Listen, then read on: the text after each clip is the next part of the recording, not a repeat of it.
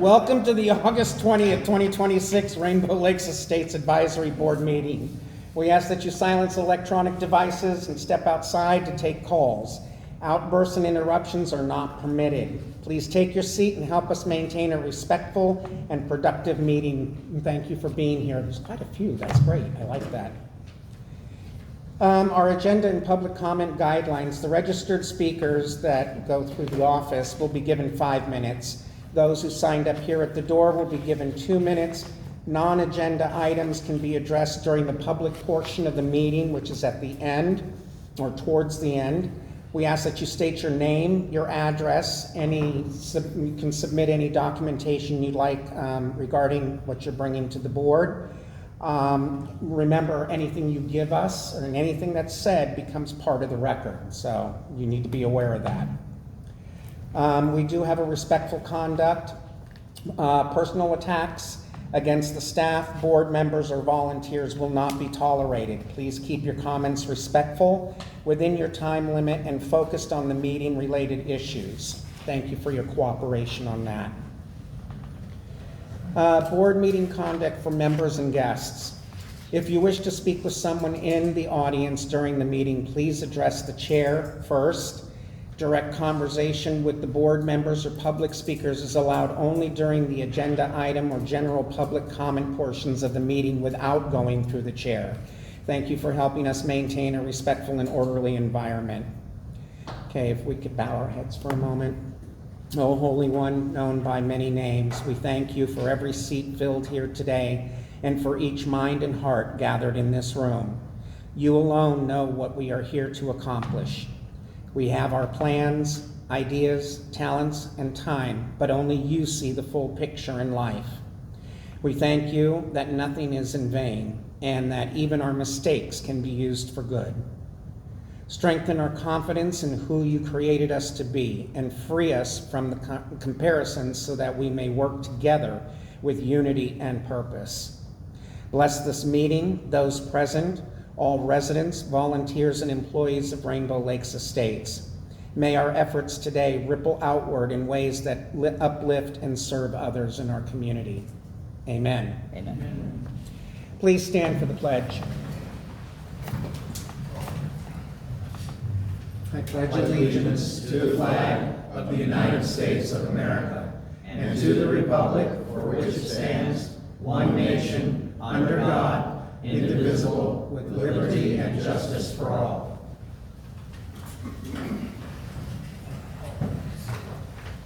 Jennifer, would you please take our roll call this evening? Yes, sir.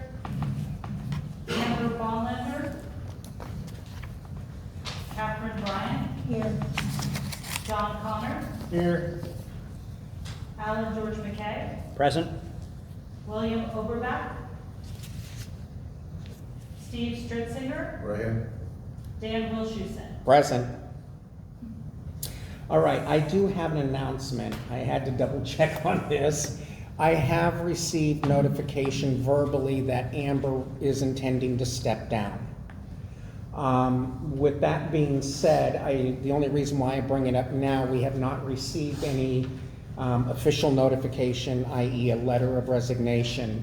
So the position is not yet posted, but I'm bringing this up now because if there are people out here or if you know of somebody who might be interested in joining the board, now would be your opportunity to get them out there, get their paperwork filled out so that they can be in a position to step in when the position becomes available. And that was all I had. I just wanted to let folks know. All right. First off, has everybody had a chance to review the minutes from the last meeting? Mm-hmm. Yes. Okay, if there are no corrections or questions on it, I would like to get a motion to approve those and a second, if I could. Make a motion to approve the minutes as written. We have a motion by George McKay. And we have 2 seconds. All those in favor signify by saying aye. Aye. All those opposed? It passes. Thank you. Let's move on to our advisory board meeting agenda items, our board reports. I am very happy to report that Levy County has no current, or new, I should say, no new code violations. There are 4 that are currently out there. They are running through the process. There is one particular complaint that has now been before the magistrate twice. I have to do my research to find out what the outcome on that was, so I'm a little lacking on that. Road maintenance, there are tons of issues out there. However, nothing that is posing any kind of safety hazards at this time. As the rain comes down, our roads deteriorate poorly back in Levy County. Public safety, we have nothing currently outstanding on that. I would ask that the road crew keep an eye on some of the corner signs, stops and street signs. I counted today, there are 11 properties currently cleared and ready and prepped for build. There are currently 7 builds going on. With that kind of traffic in there, we tend to lose street signs and stop signs. So I'm gonna ask Bill's people if he wouldn't mind sending somebody out there occasionally. I was gonna ask Will, but he's not here. Other than that, Levy County is pretty clear.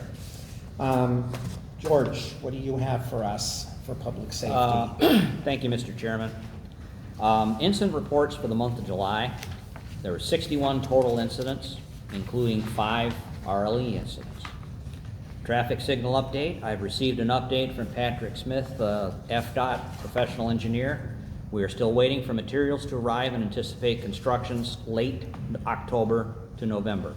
Is this, And we I'm know- sorry, is this on our current timeline? Is this, it looks like it might be Yeah, and actually a little bit that's- ahead. That's a little bit ahead, but, Okay. but don't get your hopes up. Oh. Remember, this is government work, Dan. I know. This is government work, and they work at their speed. Let's be nice to our colleagues. And unfortunately, I wish the sergeant was here today, because I would love to shake his hand. We've had some serious police action in the past month. We'll not go into the details. Suffice it to say, the police did their job, and for that, we can all be very grateful.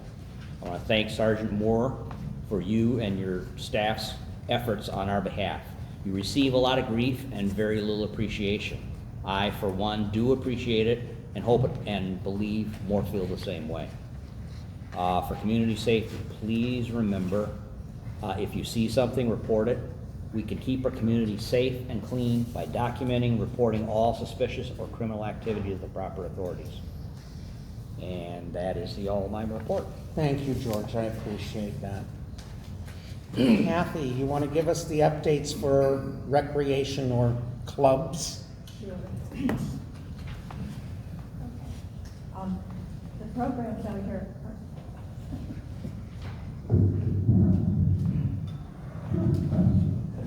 now do you hear me? No. It's on. Now? Yes, that's better. The programs out here are offered to residents at a low and free of charge. The special event we're working on is on September Meet and Eat on Friday the 18th from 6 to 8 p.m. We will enjoy a chili dinner with many toppings and cornbread, along with desserts and drinks. Join us at the clubhouse while supplies last. Morning Miles is our all-ages walking and running fitness program that takes place every Tuesday from 7:30 a.m. to 9 a.m. At Seacliff Park, and it's free to the residents. Neighbors Monday will be at the clubhouse every third Monday of the month from 10 a.m. to 12. It is free or low cost depending on the featured activity. The next Neighbors Monday is September 21st. Coffee and conversation is an opportunity to meet and discuss ideas and concerns with RLE staff over coffee and snacks. It happens every second Wednesday of the month from 10 to 11 a.m. at the district office. The next one is September the 9th. Adult night out has been going well with more and more participation. Come join our fun with laughter, snacks, and drinks, socialization, and antics by Rainbow Lakes Estate staff. This is an after-hours adult activity program featuring different ideas each month from game nights, bingo, trivia, and more. It takes place on the first Thursday of each month from 5:30 to 7:30 at the clubhouse. The next one is on September the 3rd. The plant swap, which takes place twice a month, every second Friday of the month from 10 to 11 a.m. and every third Tuesday of the month from 4 to 5 at the clubhouse patio. You are welcome to the clubhouse to cool off, but we are asking to keep the plants outside, please. The youth center is open on Wednesdays, Thursdays, and Fridays. Now that school has started back from 4 to 6 p.m. It is also open on select school, early release days, and holidays from 1 to 5 p.m. 2 dates to remember are August 26th and September.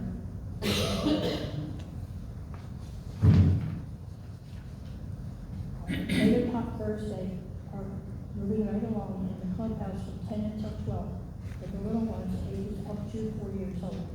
We have several added new pieces of equipment, so please come and see what is new. That is free and open to the public. Fitness Center is open to residents 24/7. The building is very spacious and clean. Registration appointments are available at the district office. The annual fee is $25 per person, and $40 per couple. The Fiber Craft Society meets on the second and fourth Saturdays from 1 to 3 p.m. at the Creative Arts Center. They knit, crochet, and other fiber crafts. Contact Jennifer Coca. The Pins and Needles Stitches Club meets on Monday from 10 to 2 at the Creative Arts Center. That contact is Marcy McKay. Poker Club meets on Tuesdays and Fridays from 11 to 2 p.m. at the Creative Arts Center, and contact Maria Hoffman. Domino's Club meets on the Fridays at 7 p.m. at the clubhouse. Angel Coleman is the contact. Garden Club meets on the second Tuesday of every month at the clubhouse from 1 until 2. Contact Teresa Renard. Dungeons and Dragons Club meets every other Friday from 6:30 p.m. at the Creative Arts Center. Contact David Harris. The Dance Club usually meets on the second and last Wednesday of the month at 6:30 at the Community Center. However, they are taking a break until the Community Center is remodeled. Contact Karen Belcott for that. Lego Build Chill Club meets on the first and third Saturday from 4 to 7 p.m. at the Creative Arts Center. Contact Candace Stritzinger. Yeah. The general club fees are $10 for residents and $15 for non-residents. It includes all the clubs, no matter how many you join for that year. And, anyway, remember to get all this information by picking up the quarterly communicator. Okay, thank you, Kathy. John, do you have anything on buildings and grounds? Nothing new except that the Creative Arts Center will be addressed later in this meeting. Okay. Grounds looking okay? Yep. Okay. Steve, I don't think you have anything, do you? Nope. Okay. And Will is absent today, so we don't have roads. I have a question. Yes. Do we have an update on when the new treadmill will be here for the gym?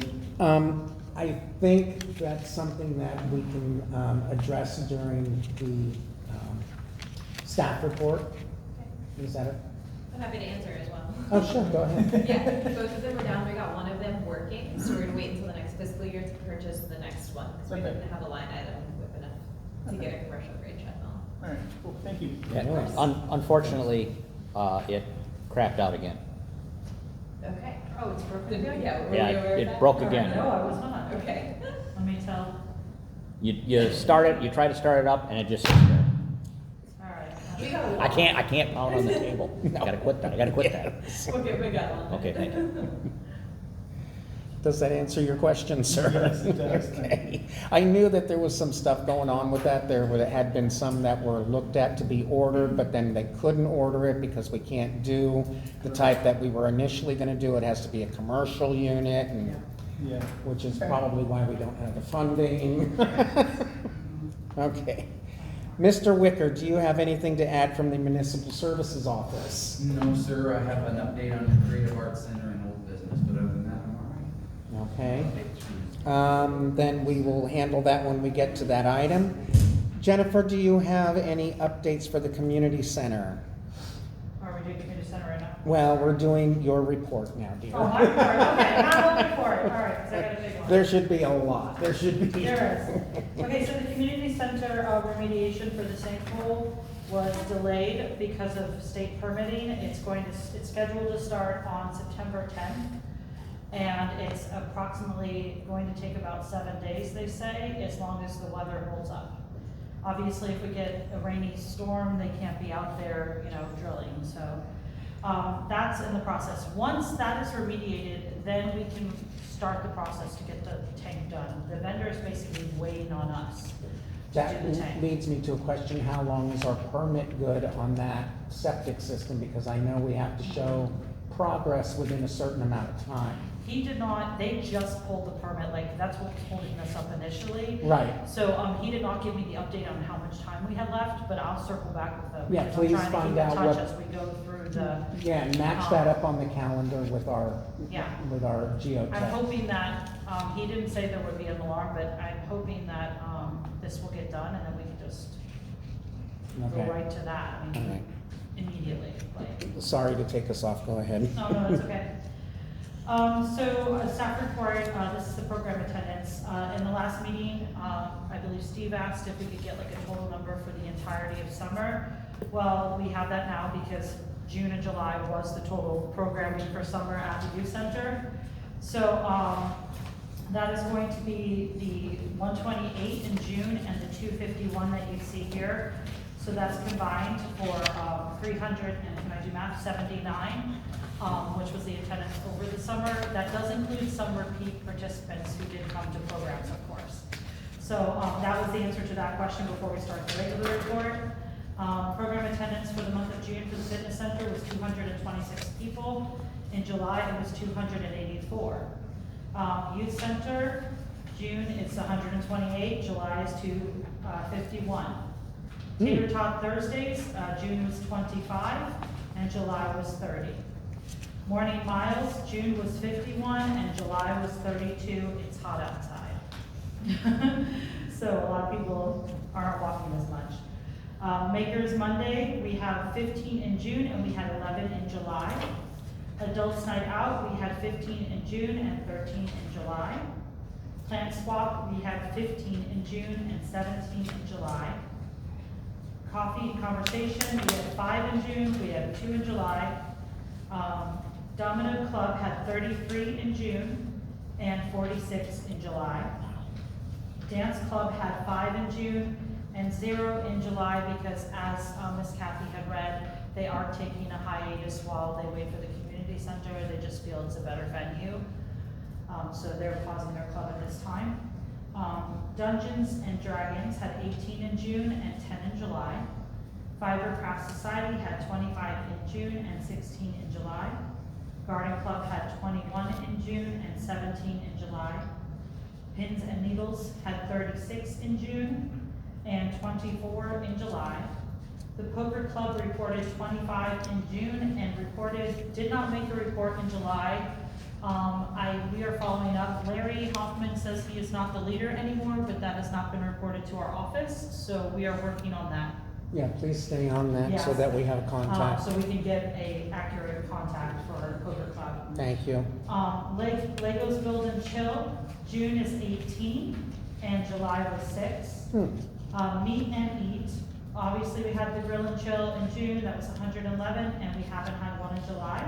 And then we had no special events in June or July, mostly just the youth camp. Then if you get down, expense and revenue summary, July fiscal month 10, Whoa, I dropped my pen, I'm sorry. Expenses year to date for general government, $594,835. Revenues year to date, $1,723, $678. The balance is, $1,128,843, sorry. RLE Recreation, expenses year to date, $106,352. Revenues year to date, $678,199. Balance, $571,847. RLE Roads and Street, expenses year to date, $857,482. Revenues year to date, wow, guys, 2,448,870. Balance, $1,591,388. I apologize. Work orders in July, 21 closed and 4 open. Year to date, 184 closed and 8 open. Rentals booked year to date, clubhouse 10, pavilions 15, and community is sitting at 16 because obviously it's not currently open. The only other thing that I currently have to report is that, as we said earlier, and she was discussing, all of our programs are going really well. We still are getting steady attendance, so we're really happy with the performance, and we're just gonna keep chugging along. Okay. Chairman, I got a question. For Jennifer. Work orders, if we have 8 that are still open year to date, why is there only 4 still open in July?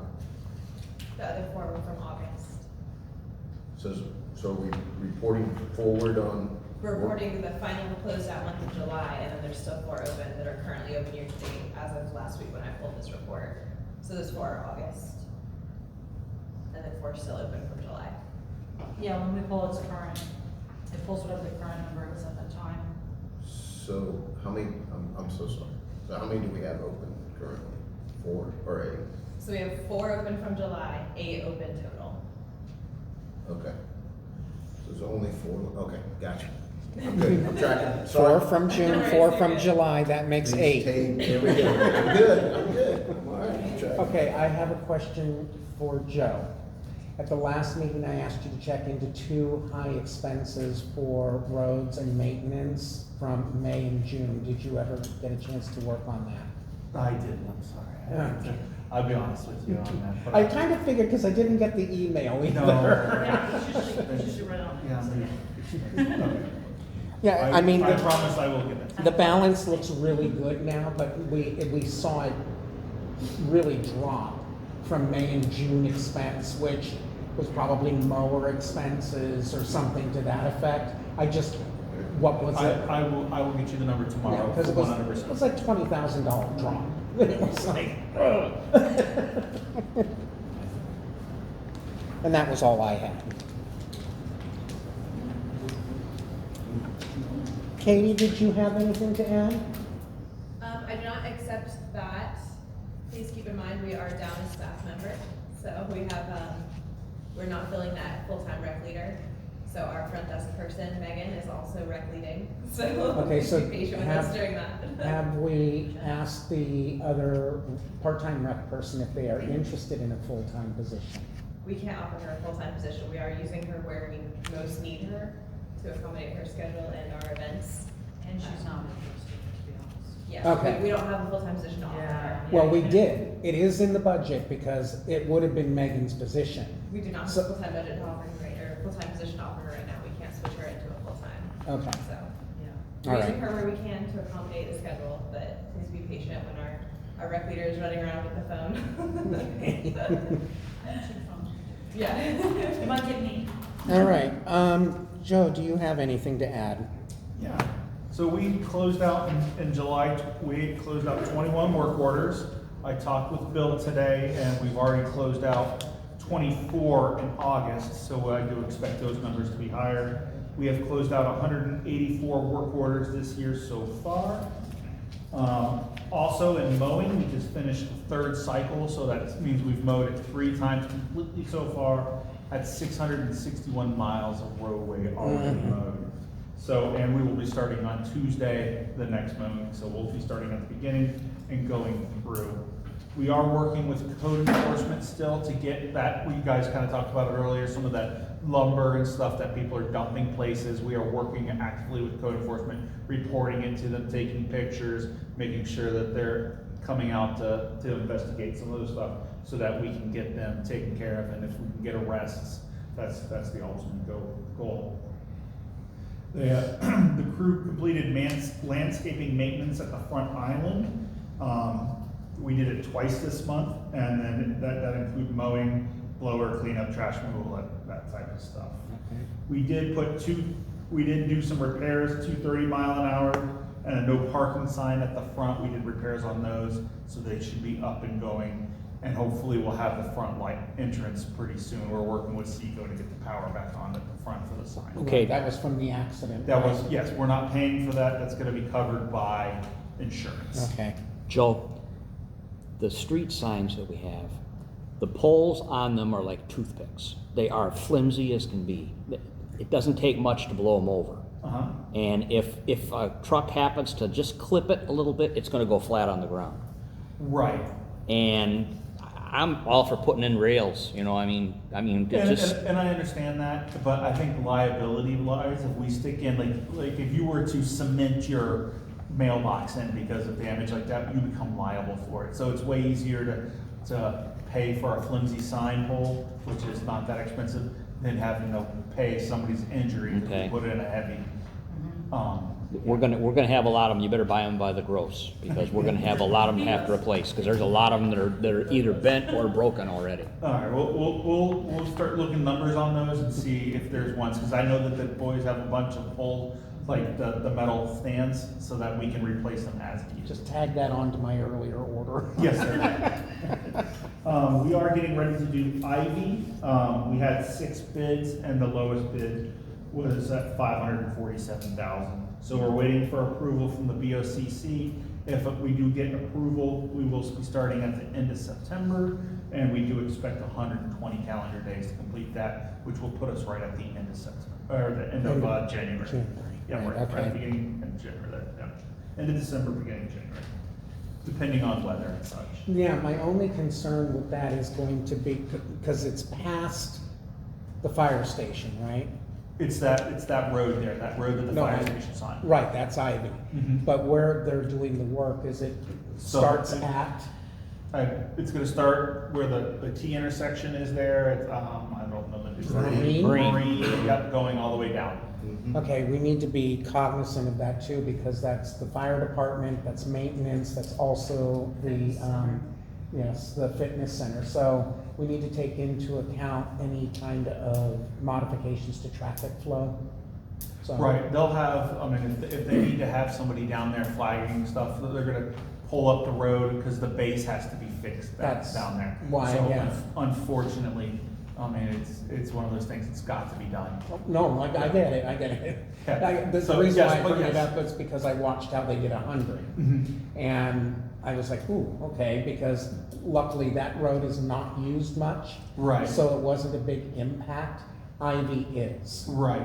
We've got a couple of major facilities on that, so I want to make sure that we don't forget about traffic flow on that. I'll make sure to remind Pete, Okay. and Pete's done plenty of roads, so he'll make sure that it's Oh, smooth. I'm not worried about Pete. And that's all I have. I have a question about county. The truck route belongs to the county, it doesn't belong to us. Is the county gonna come out anytime soon and do tree removal on the truck route? Can we ask the county to look at tree removal, especially on the boulevard? There was a couple trees that were not removed when we paid to have them removed like 5 years ago. So, On the boulevard. No, it would be on the boulevard. and so And now the they're truck route. encroaching all the way into the roadway. And it's up near the front, so, before you get to 45. So if we could ask the county maybe to do a survey and see what trees along the. I would suggest that they run the entire, there are two That's what I was routes thinking, yeah. through here. Mhm. I would suggest that they run both of them, because he's bringing up the issues at the front on Rainbow Lakes Boulevard. I think that there's a section of Sea Cliff down at Half Moon, just before you hit Half Moon, that needs to be addressed. And There's a piece back on Tiger too, that fire truck hits every single time going around that short. let's see, and I wasn't even aware of that one, thank you. It's where, sir? So it's the shark bend over there on, Tiger, The Tiger, yep. and then just have them run Ridgewood, Ridgewood. Half Moon to Ridgewood all the way down. It's a long stretch, but I was on the other day, but please, yes, I think. yeah, just have them check the entire, like I said, there are 2 of them that run through. It shouldn't take them that long to do that, but just have them check them. I'll follow up. Is the Ivy Road improvement, it's gonna start in the FY and it's gonna end in December, January? Yes, if the board approves, it'll start at the end of September, and it'll go, and it should end December, January. right, Right. end of December, beginning of January. Yeah, because that's gonna impact you. It does, Yeah. it really does. And then last month I asked about, was insurance gonna cover any of that? The roadway? No, we paying all of that because the No, roadway failed, Yeah, no, we're gonna be paying all we're of just that. paying all of that, okay, all right. And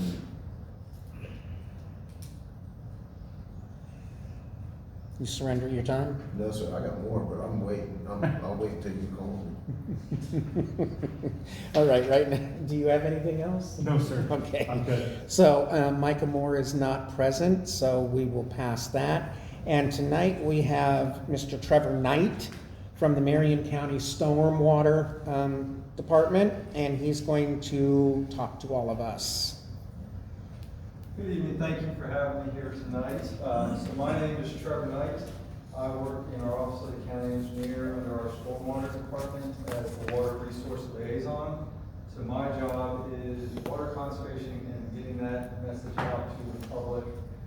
So I work with most all of our county departments, municipalities, the water management districts, FDEP, and non-NGOs, to make sure that we have consistent messaging on conserving our water resources. And you would think, why is that important? Florida's got a lot of water. Look everywhere, you see a lake or a swamp, whatever. But even if you look out here at the lakes here, they're down really low right now. We're in a bad drought. And we all depend on one source of water for our potable water, and that's the Florida aquifer. And so that groundwater, whether you're on a private well or municipal water, it's the same source of water. And so if you look at projections for our growth here in Florida over the next 25 to 30 years, if we continue on that projected growth, by the year 2050, there will not be enough water in that aquifer to support that amount of growth. So it's important that we conserve that water we have now so that we can save that money, because what happens when we don't have enough water in the aquifer, we have to go to surface water for potable water, which requires a lot more treatment to make it potable, or go to desalinization, which is even more expensive to do. And so that drives up the cost of just having clean water for us. So some of the programs that we have, I work mainly in our stormwater and our utilities departments. On the stormwater side of things, it's more about water quality. So making sure that nutrients aren't getting into water, particularly nitrogen and phosphorus. Those two have the most impact, particularly with something like algae blooms. High nitrates in the drinking water is bad for young children. And so keeping that pollution out of our waterways is really important. One of the main things here in Marion County that contributes to that is septic tanks. The other would be urban turf fertilizers, and then agriculture in general are your kind of 3 main reasons that we have nutrients getting into our drinking water and our springs. And so some of the programs that we have that help to try and combat getting those nutrients into our water is we have our Be Wise When You Fertilize campaign. So if you go to our county website under stormwater, you'll see Be Wise When You Fertilize. That page will have a lot of information on just fertilizer tips, when you should do it, how much, what kind of fertilizer you should buy, tips for mowing your lawn, what height to mow your lawn, and certain types of turf grass, and then also how to create, maybe if you live along a lake or water body, how to create a buffer area to filter out some of those nutrients before they wash off into the water. We also have our Run for the Springs 5K. This next year's will be February 27th out at the Denellen Airport, so it's going to be closer to this side of the county this year. And that 5K race, all of the proceeds we bring in from that go to a grant program. And with that grant program, any resident or business in Marion County that's in an unincorporated part of the county can get rebates for septic tank maintenance. So if you're getting a septic tank pump out inspection, we'll give you up to $200 in rebates for doing that pump out inspection. If you know that you need to repair your septic tank, we have a $250 rebate towards your repair permit for that. You can apply for that once every 4 years. So every fourth or fifth year, you can then apply to have that done again. So it really can help out. Most pump outs are going to be anywhere from $350 to $400, so it'll pay for more than half of that septic tank pump out. I do have some flyers back there for that 5K run if you would like to participate in it next year. The actual grant program for that, all of the funds for this fiscal year have been used up for that septic grant. October 1st, we'll have our funds from this past year's 5K race available. So starting on October 1st, you'll be able to apply for septic tank rebates. Other thing that we do within stormwater is we have our mowing and maintenance of our DRAs. Anywhere you see one of those just big giant like dry pond has to catch stormwater, as we have a large rain event to try and prevent flooding and then allow that water to filter back down into the aquifer. We also have all the swales and culvert pipes that move all that water to those DRAs. On the water quantity side of things, so now I'm more on the utility side, we have some rebate programs there as well. Most water use for the average Florida home goes to just irrigating turf grass. So about 60% of water use for the average Florida home just goes to watering grass. So it's really important when you think that we have one source of water that we're all using, and most of it is going just to growing grass. So we do have our irrigation retrofit rebate program, and that program is open to anybody who's using more than 200,000 gallons of water per year. You might think that sounds like a lot, but most people that are using their irrigation systems are pumping up right around that amount anyway. So if you're using over 200,000 gallons of water per year, we'll come out and do a free irrigation audit of your irrigation system.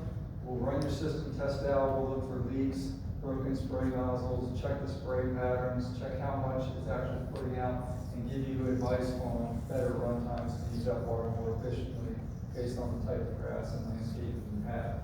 Once you've completed that audit, you can then participate in the rebate program, where we have up to $5,000 per household that you can kind of piecemeal out. So you can get $500 in rebates for installing a smart controller and rain sensor.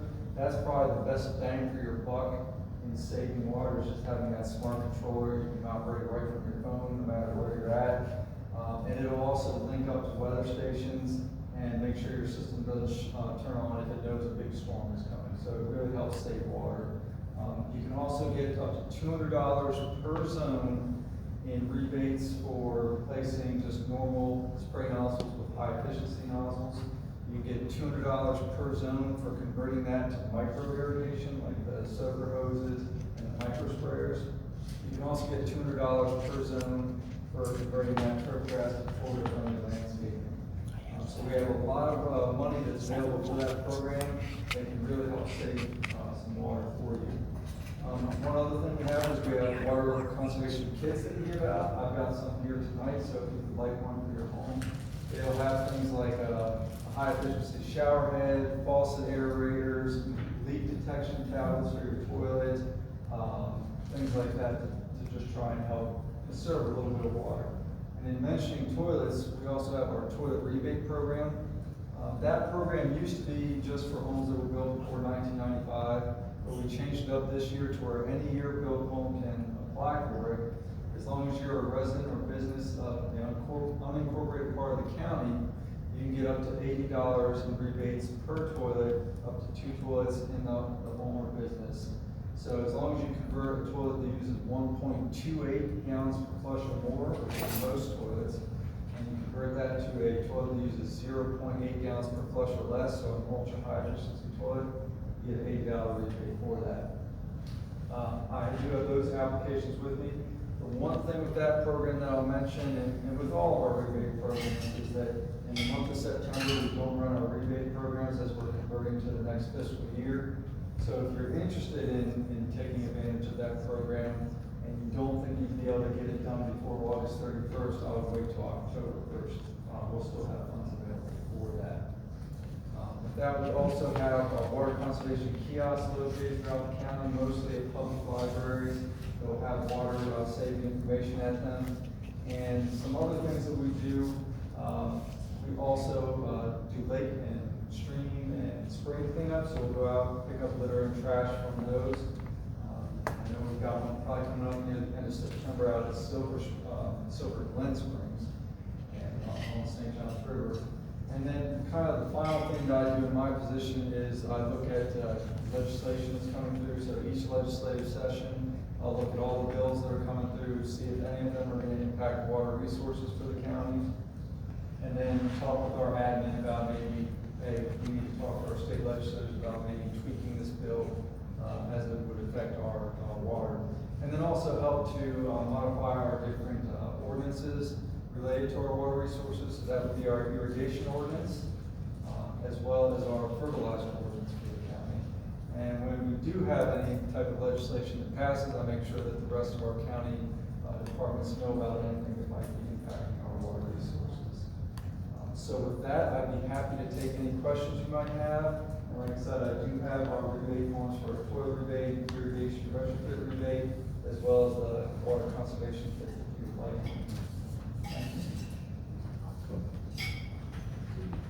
Steve? This is an amazing program. Thank you very much. I do appreciate you being here. Again, great opportunity to pass out county information to our residents and everybody that's involved. Thank you. And I just want to follow up on this because I want to give you a little credence of what you've been saying because I don't get the news from Orlando. My news comes out of Gainesville, okay? And I don't know how many of us use Poe Springs, but currently the springs are closed because they have stopped running.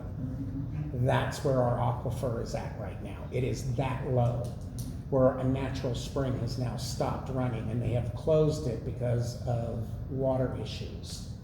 So no swimming, no picnics, no nothing. So thank you. Thank you. Yes, ma'am. I do have a few questions. Absolutely.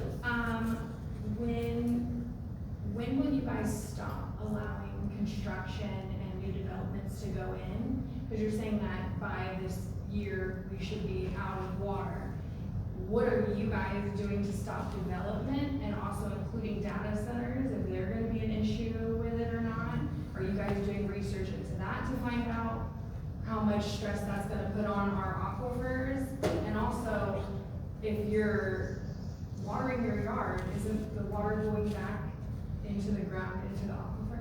So those are great Great questions. questions. So on the data centers one, I know that our board is actually going to look at doing a workshop basically to give more information on the impact data centers have. When it comes to building, and we hear this a lot, why don't you just stop building?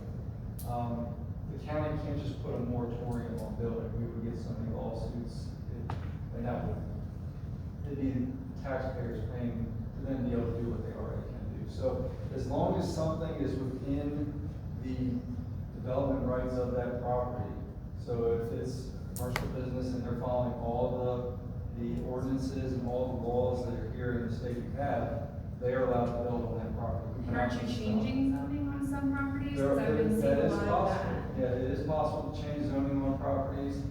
Someone can apply for a waiver if they can demonstrate, say, for their stormwater, if they can show that they're able to keep all the stormwater on that property, even though it may go against the code as it's written, if they can demonstrate that this is going to keep it on property, they can get that waiver for that due to development. I'm just talking about for you guys' building. like I've been noticing a lot of properties that were non-buildable or residential areas being changed to that zoning so that they can build huge Section 8 housing or low-income, huge things that are just taking. So there was also, within the last year, been legislation that passed through the state's legislature that allows for some buildings to be changed where they don't have to go through some of the comprehensive plan that has been in the past. So that's more at state level. And we are fighting to try and get some of that change back, particularly with our rural areas that we're trying to keep rural. There was one bill, I believe, that was passed this year that impacts some of the agricultural enclaves where they can do some development that they couldn't necessarily do before. So we definitely have that back and forth at the state level with them. But as long as someone is following the rules for a piece of property they have, we can't tell them, no, you can't build on that. I'm just wondering who we need to talk to, especially regarding data centers and stuff, if you're gonna be putting them in residential areas, changing zoning how it works for you guys, and then complaining about how we don't have water, and we need to conserve, but the real problem is overbuilding and over, you know. Yeah, there's definitely a lot of things that come into that. Growth is absolutely one of those, and then climate is another one. We have this, we've been in a significant drought for about a year and a half now. You don't get a tropical storm, it really shows that a lot more than just the amount of drought we've had. When it comes to your question on irrigation, yes, so you spray that water out. A good portion of that is evaporating before it ever hits the ground. Another portion of that's going to the plant, the reason you're irrigating in the first place. And then the rest of it will eventually either do one of two things. It'll either soak into the ground and eventually get back down to the aquifer. Depending on the composition of the sediment below, that can take anywhere from a couple months to decades, depending on that. Some of that water is also just running off, and it's going into a ditch or swale and going into a stormwater system. So, yes, a good portion of that water is going back down, but there's also at least half of it is never making it back. So, when a lot of people are irrigating with 60 to 70% of the water uses for that, you can say at least half of that is never getting back down. And you keep that's an additive process. So that water never gets back, never gets back, never gets back. I feel like it'd be helpful to put a thing on the builders, because I do notice around here a lot, especially with the new builds, the construction people leave them running for, I'm talking about weeks and weeks and Yes. weeks straight of water. So, it is modified a little bit with we are in a water shortage declaration. Historically, what a builder could do, or anybody, you put in a brand new lawn, so the entire thing's new sod. For the first 30 days, you can water whenever you need to keep that turf alive. For the next 30 days, you could water every other day to keep it alive. After that, you then had to follow the county's irrigation ordinance, which was either once per week during the non-growing season or twice per week during the growing season. Right now, with the water shortage declaration, our ordinance is superseded to where you can only irrigate once per week. Now, with the new sod, new build, you can water for the first 15 days, you can water every day. For the next 30 days, you can water there's 3 different days a week, whichever one you choose. And then for the next 15 days after that, just twice per week. Once you get through that 60-day period, it's down to that once per week water. The reason they're allowed to do that is we have a requirement when someone builds a home that you have to put sod down. You can't just leave it bare dirt. If we tell them they can only water once per week in the middle of summer doing that, it's going to die, and it's just a waste. So we do allow that grace period with the new build. What we don't allow is, oh, I've got a bare spot in my yard, I'm going to put a couple sod patches there. That means I can water whenever. No, it's completely new landscape. You can do that. Thank you. Good question. Thank you. Yes, ma'am. Does your program offer any rain barrels? We do not offer free rain barrels.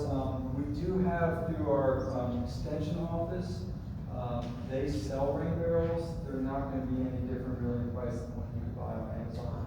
But you can about cisterns? Nobody's talking about cisterns. When we grew up in Florida, we used to have, every county had a big water tank. Now you don't even see them anymore.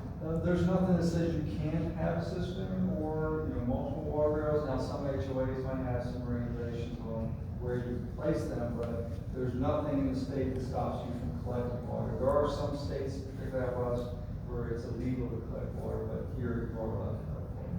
And does it have to be inspected? Now, a cistern, depending on how large, you might actually have to get engineered plans for that, but for a rain barrel, there is no inspection for a rain barrel. But a cistern, yes, you would have Yeah, to. if you're actually building a structure on your property, yeah. Okay, thank you. Thanks so much, I'll be back here if you need Yes, sir. I did want to let you know that on September the 21st at 2 p.m., there's going to be a workshop to discuss data centers. Oh, Yeah, absolutely. That's at the BCC Auditorium, 601 Southeast 25th Avenue. I'm sorry, could you give us the date, September 21st? September 21st at 2 p.m. It is a workshop, and they're going to be discussing the data centers. Commissioners are very much aware, of the potential issues that they bring to communities, so they're going to. Is there any way we can get that onto Facebook? And that's broadcasted on their Facebook page or their YouTube or whatever, right? Yeah, if you go to marionfl.org, you can watch it live. Yeah. Watch it live and it'll be on the Marion County Facebook page. We'll Yeah. share that with ours as well. Thank you, that's what I was asking. Thank So if you you. can't attend, you can at least watch it on. Perfect, thank you very much.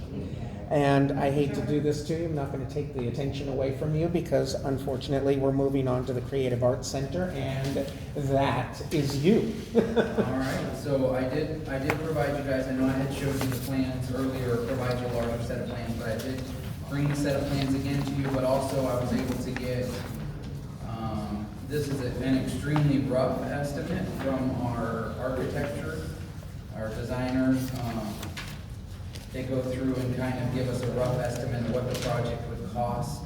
They are estimating it total bid price at $199,235.56. When we go out to bid, that number has historically been a little bit higher recently. And so I would, if I had to take a guess, it would be more around the $300,000 mark. I was gonna say, I was gonna say another 100K over. Yeah, so. That's substantially higher, that's 50% higher. Well, it's 200,000, I would guess by the time I do contingency and, it just depends on what we would get back from the contractors when we bid it out. It would be bid out and then the lowest. just Yeah, like because we if did you this. look, Steve, their contingency that they have built in is only 5%. That's nowhere near gonna be enough. Plus, we're talking about waiting to go out to bid on this because we can't take the building offline yet. Yeah, I'm with you, I'm just, Yeah. I mean, county's estimating Oh, I agree. $200,000, and we're thinking the bid's gonna come in at $300,000. That's the architect's estimate, and the architect hasn't even opened up the building yet, they haven't even gone into the Yeah, walls to see what else, yeah. I'm just pointing out the obvious. And the very small print down at the bottom, they say the unit prices are based on RS means 2024. Yeah. So, even those prices. Jesus, okay. Yeah, so, I mean, that was just, it was a courtesy that they gave us as part of the package to have the, the plans designed. That's good. Yeah. It's gonna cost what it's gonna cost. Yeah, I'm not. I mean, it may come in cheaper, I don't know. It just, Sorry. I'm just trying to be a realist, I guess, yeah. And then, of course, it is an older building, so once we get in there and open it up, there may be some other things, like we're in this building where there were one or two things that weren't expected that we had to fix or mediate, so. Just so the board has some numbers, again, my recommendation would be the same as your budget director, where she said to put a pin in it until we know exactly what's gonna happen With this. yes, well, with this and with some of the other stuff that's coming up. Mhm. Are we gonna address this, the third page of the drawings? Are you gonna talk about that, or can we talk about that? What we got on the third page? Well, that's the plan, that's the tentative plan, right? Yes, sir. Yes, sir, we can if you'd like. I would like to, if the Jim Yes, that's what this is So- about. I'll start with the top of the page over there where the cased opening words are. So on Okay. the right side, right here, says cased opening. Yes, Okay, is that gonna be a closed door? that is not gonna be a closed door. So that means that if, okay, let me go back to this question. Are we gonna make it so that all three rooms are closed, lockable, so that, okay. So then that means that if you go into the middle room and utilize the bathroom, you can then go into the room on the right. Only if it's unlocked. Well, they're gonna have to go out the middle door to use the bathrooms. There's a hallway in the back. There's no door into this room, right here. So here, look, Oh, I see where you have it, where it says cased yeah, opening. there's no door there. That needs to be a door. So I would Yeah. say that that needs to be a door. And then I'm gonna go to the water fountains. I'm assuming that's what the water fountains are to the left of that, Yes, the high-low, right? It would then, if that door is locked there to the left of it, then that would mean that the room to the far right, or if somebody enters the bathroom through the outside door, they can't get access to the water fountain. So I would assume maybe we should move the water That fountains door needs to be between moved. the- That the door bathroom needs to be doors. moved. Well, hang on, if we just move the water fountains to between the bathroom, where the water source is already, then if you walk in from outside, you can use the bathroom and get water. Right, but I still say that that door, I agree to move the water fountains to the wall that's between the two restrooms. But that door that is sitting in that hallway should be moved back to that to the last suite. That's fine, yes, That's that what makes I'm sense. saying. I actually think that's what it was meant to be. That's what I was thinking. Yeah, Right. because when we added that door, it was supposed to be so that way all the rooms can access it. Yeah, all the rooms should have access to that back hallway so that they have access to the restroom. But you're right, this plan does not show that. I can see if the water fountains can be moved. If for some reason they can't, whatever, some ADA guideline or something, then removing that door should mediate your concern. Yeah, and so there's a, all right, so now I'm gonna go to the storage section below the bathrooms. Mm-hmm. Is that storage area meant to be utilized by Rainbow Lakes Estates residents? No. Okay, so now I'm gonna move over to the sinks in both the middle and the right, Yes. Rooms, thing. right. So we have cabinets that are there. Are they gonna be locked cabinets? Or are they gonna just be unlocked cabinets? And then if they're just unlocked cabinets, it doesn't make sense because I We know. don't provide storage. What's that? We don't provide storage for Then any do of we the need clubs. Do we need cabinets? You should have some sort of cabinetry for those sinks. Right. Or we should have a table for those sinks, or a countertop for those sinks, but we don't need cabinets for those sinks. Because that's one more thing that the maintenance guy's gotta clean, that's one more thing that we store stuff in, and that's one more thing. Now, if we are gonna provide storage, then that's a great place to provide storage. But I'm just saying, if we're not gonna provide storage, then they shouldn't be cabinets, they should just be, How about shelves? Can we remove the doors and put shelves in? Would that be okay with you? then you're gonna use it for that 45 minutes that you're there. For whatever they're I using don't- it for, I don't right? care what we decide, I'm just saying if we're adding shelves and cabinets, but we're never going to allow the clubs to use those because we don't have locks on them. And I just think it's an extra step. I know that with the other county facilities, we usually put cabinets in there because it's no additional charge if we're gonna put a countertop, usually we'll do a cabinet, and that's where you keep extra paper products in Yeah. case. Makes someone- sense, Yeah, I'm in just case asking. someone who's renting the facility, we may have run out of paper towels, whatever, they can access those Access it. down I there. think it's That's all. also- Yeah, I was gonna say, because over at the fitness center, the kitchen over there is full of cabinets. Yeah. And I can't even remember, because I don't know. Yeah, I don't go even in there on our- often. Is it even- locked? yeah. Even on our government campus on 25th Avenue, a lot of our rooms have cabinets in them that Right. usually. Yeah. Yeah, I'm just saying, let's not go overboard, building huge rows of cabinets. Oh, no, no, I'm no, just I saying think for- that these for are us to just- never be used, and just Yeah, one I more thing don't- we have to clean. I don't see anywhere in here where the cabinets are overhead. They're just, dotted lines, aren't they? The dotted lines are overhead. huh? Yeah, that's. Could over. be, yeah. Dotted lines are overhead because the other ones are below. Well, we can always eliminate the overheads. I'm just saying, we're moving down here a little bit, and I'm just, Yeah. these are things that just kind of. Yeah. I was thinking you were talking about the, Yeah. I thought you were talking about under. I was talking about both. Gotcha. Yep.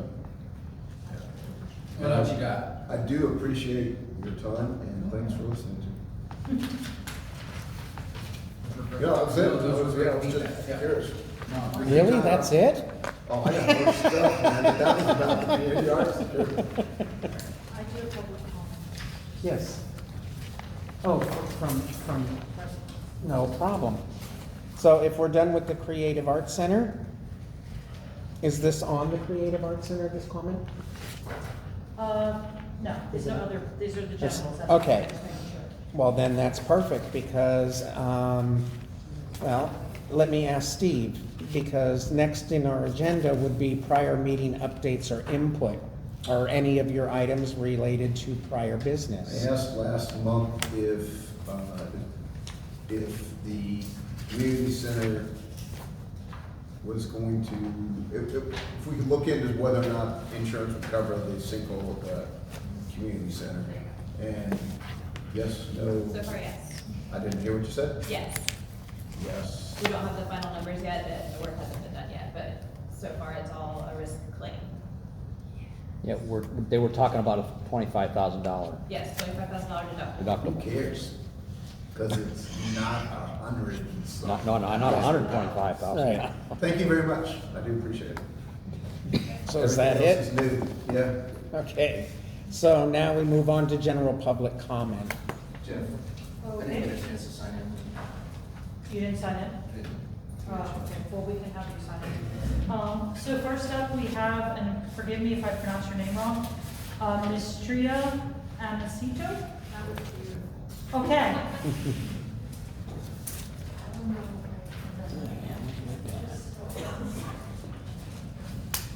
Do you want to come on? I was just saying, I'm new, so. Yeah, I'm Yeah, not- just come on up. Come on up. Yeah. And state Grab your the table names. and be comfortable.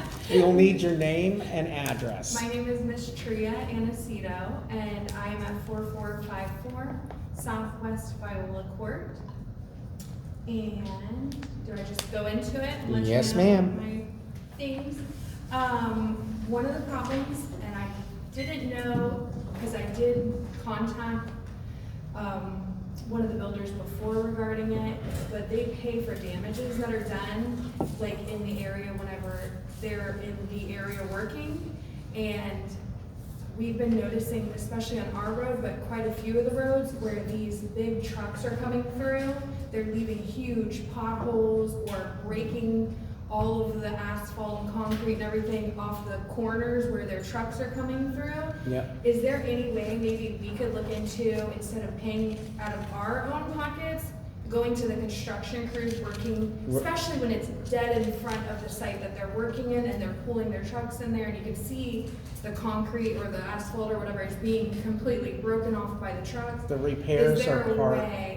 Yeah, it's already, we've done that. Okay, good. So what Perfect. happens is that the county does not issue a certificate of occupancy, which means they don't close the job until all damages have been remediated. Okay. And the final inspection will check those. If the roadway is tore up in front of it and it hasn't been addressed, then they don't issue the permit for occupancy until that is fixed. I don't know how true that is because like even our home. We've had currently, issues we're too. new. Yeah. Yeah, we're new, like we've been here for a year and the concrete where in front of our home is completely just broken off. And where the mailman comes every day, you can literally see just everything's completely broken. And now there's a huge pothole from one of the semis coming. It's And, gotten and this really is on bad. Southwest Yes, Viola? yeah, you'll see it, don't worry, it's dead in the middle of the road, so. Well, You our will building miss that man one. is, our maintenance man is here, so. Perfect. So that's a huge one. When And you then- see those, Yeah. if you could call the main office, the district office, perfect. and let them know, they can Perfect. place a work order Awesome. to alleviate that issue. Awesome to know, good. And then the other thing that I had was, the main reason, the 30 miles an hour on Beach Street, I'm guessing, is that what, Beach Court, whatever it is? Beach Boulevard. The one that they Boulevard. just changed it to, do not like it, I do not agree with it, and I'm trying to find out what my next step should be to fight against that, to go back to 45. You can't. You can't. It was at 45 wrong. It should have never been at 45. It was only supposed to be a 30-mile-an-hour road. So what happened was, it was corrected. And you're not the only one that I'm hearing from that does not like this at all. Yes, of course. But that is the regulation. So what laws or anything that cause Because it's it to not, be- because the only roads in here that are 45 are the truck routes. That is not a truck route. 45, okay. So the main run here, Yes, the yeah. main one that takes you back out the Yep, back, yep. Ridgewood, and. Seacliff at the end. it's The end of Seacliff going into Levy County. Okay, good to know. And you can look at it, if you look at the roads are wider. They're wider and they'll have the double yellow down them. Yep, and they have a double opens down there. Gotcha. Okay. Okay, well, good to know then, that's what I was. And don't looking for. feel bad. You are not the only one that has brought Oh, that I to know, us. that's why I said, I was Yes. like, if I need to get a petition signed, I'm all for it, because that's perfect. No, Thank yeah, you so much. we were put on notice about that, so it had to be fixed. No worries. Thank you so much. Okay, up next we have Tony Ramachetti. I'm a regular, Okay, I'm sorry, did I say it right? no, Ramachetti, Ramachetti, okay. yes, Tony Ramachetti. Okay, here we go. Ramachetti? Ramachetti, a whole lot of spaghetti, Okay. okay? I always wanted to Yeah. try and get it I got right. written up at my big company for saying that. Anyway, I live at 20154 Southwest Rainbow, and my question is about mowing. We had the mower guy come by a couple days ago, and he would mow up towards my property, which is fine, I have no problems, but then he doesn't mow anywhere past my property because it's empty lots. There's just trees there. So I questioned the gentleman yesterday, yesterday, and he says, I have to talk to my supervisor about that. And I says, well, I thought it was supposed to be to where if it's an empty lot, you mow up through the empty lot, then you stop at my property, and then you continue on. And so I'm just questioning, what are the rules, and what are the rules of, we've been talking, everybody in our neighborhood, we've been talking about mowing of the lawns all the way to the street. Now, what rule is there that we as residents are supposed to mow from our property line to the street? What rule? Okay, here's the thing. And I'm trying to find out. No, good question, because I just had this same conversation with a new tenant or new resident that moved Okay. in on our road. Okay. Because he was questioning, why don't they mow in front of my house? They mow everything else. And I said, we have sand spur grass out here. You do not want them to mow in front of your property because the equipment picks up the sand spurs and they cast them. And they're hard to get rid of once they're on your property. So they do not mow in front of developed parcels. No problem. The question that I have is that he's talking about undeveloped Right. parcels. Easement, the easement. Oh, you're yeah, talking I about? have. Okay. I have the easements on both sides of me. By the way, thanks, Chad. And I have easements on both sides. And then I'm looking at my neighbors, and they don't get mowed either. And we have to have all our mailboxes over there. So I go there with my weed eater and kind of cover. I do the it. same thing. So I'm trying to help the community, but I also noticed that they don't do that a lot. They do a great job when they do, don't get me wrong. Right. But I had to question, and they had the supervisor that was there yesterday or the day before. I think it started probably 10 years ago. Okay. People were coming in and they were griping because keep your equipment off of my property. You're spreading sand spurs everywhere. I don't even know what a So- sand spur is. It's a prickly. We'll it's find a- out. It's a We'll find prickly out. grass because Take your shoes off and you'll know. if you have any animals, if you have dogs or Okay. anything like that, they will come back with them in their paws because they can't get them out. The stickers. They're Yeah. like Yeah. little porcupines, yeah. I didn't have that when I came. No, we Mr. didn't Chairman. either. Mr. Marion County doesn't have a grass height requirement, Right. so you can let your grass grow as high as you want, as long as it does not impede the visibility of the right of way. Oh, okay. So therefore, and I just read, it would imply that you do not have to cut the grass from your front door all the way up to the roadway. But that looks like crap. I'm with you. and I the mean, reason- I want my house to look nice. I'm with you, and I'm with you, and I agree. But that's what. That's, we don't live in an HOA, and we don't live within the city limits. Okay. So that's that. But as far as I know, because I talk to David all the time, and Bill and everybody else, unless there's something, like they don't cut next to my property because I have two big, huge wire bundles out there that the cable company left at. So they stop there, and they pass that lot, they pass my lot, and then they start cutting on the next lot down. And that's why they don't cut that lot next to me. I know that part. They do a really good job at cutting as good as they can cut. Yeah, they do a damn good job. Yeah, Damn but, good job, yeah. But, I mean, that's, so, I'm sorry, you were gonna say something? No, we'll get with the team and address that, but typically we do mow in front of vacant lots. Okay. By the way. We do not mow in front of a lot that has a house because we do get a lot of complaints. Yeah. Because we have the big old bat wings and going Yeah. through there Yeah. is gonna end up. I have no messing up. problems, I just was questioning because mine looks perfect and then I have lawn like this on both sides of me and I'm kind of going, well, I don't have a lawn. But we'll get with the team. Sweet, I Absolutely. appreciate that. Thanks, guys. Thank you. Ladies. Appreciate it. All right, next up we have Dan Peabody, please. Good evening, Dan Peabody, 3576 Southwest Shoulder Drive. First, I'd like to speak about the code enforcement. I realize the treadmills in the gym receive quite a bit of time tonight in the meeting.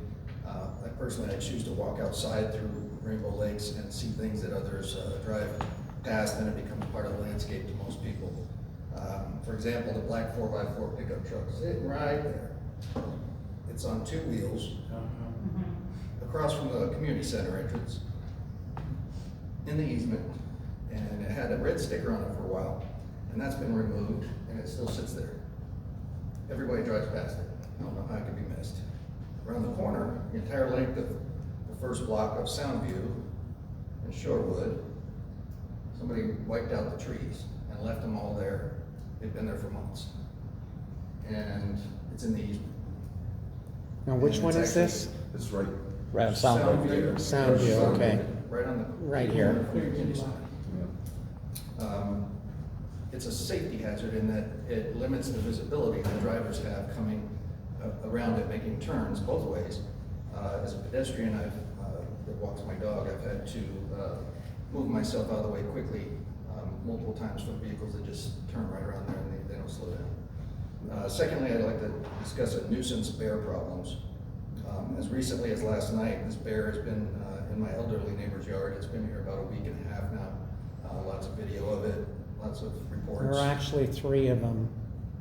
There's a mama bear and 2 cubs. So in the area I live, we've only seen the one without cubs. Okay. We all know the rules on how to take care of it, so we're contacting MCSO and FWC.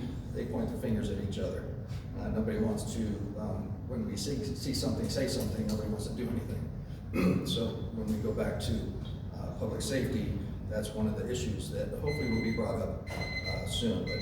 But we did also have a seaplane land on our lake the other day, right over my Oh. house. And had we not had 15 inches of rain the week before, we would have had a potential mishap. So the gentleman obviously didn't know this is an environmentally protected lake. He still landed his plane here anyway. I thought it was an emergency, so I was like, okay, no problem. I called the authorities. Turns out the guy just had to get out and pee. So he gets back in his plane and takes off. And no foul, but I reported him to the FAA because MCSO didn't want to do anything, and FWC, who handles waterways, didn't want to do anything. So again, nobody wants to take responsibility, and that could potentially have been a big issue for this area. That happened August 9th. Before you leave, sir, did you guys contact FWC about the bears? I did. And FWC said, Sent somebody out, and they never did. I also contacted them about harassment of, and the death of the sandhill crane in front of me that I videotaped. They sent personnel 5 days later, and they also did not, no report taken. I'm already going up the chain of command of that. so, okay. FWC is I'll dropping the ball. I'll call FWC. And we had a side by side that went right through the middle of the lake and right over 4 nests. Yeah, I that, videotaped the whole thing and nothing. So okay. it is what it is. They don't want vigilantes, but you know, something's gonna happen. You have anyone else? No, that completes all of the public comments. Okay, any announcements that anybody wants to make? No? All right. I have, for upcoming events, I have the Coffee and Conversation for Wednesday, September 9th from 10 to 11. I had Plant Swap listed, but I'm not even gonna go down that road because apparently my schedule that I have out of my communicator is wrong. The next adult night out is Thursday, September 4th from 5:30 to 7:30 at the clubhouse here. And our next advisory board meeting will be Thursday, September 17th at 6:30 in the evening. I suggest that people pick up communicator so that you know what's going on. And with all of that being said, if there's nothing else, we will adjourn. Jen,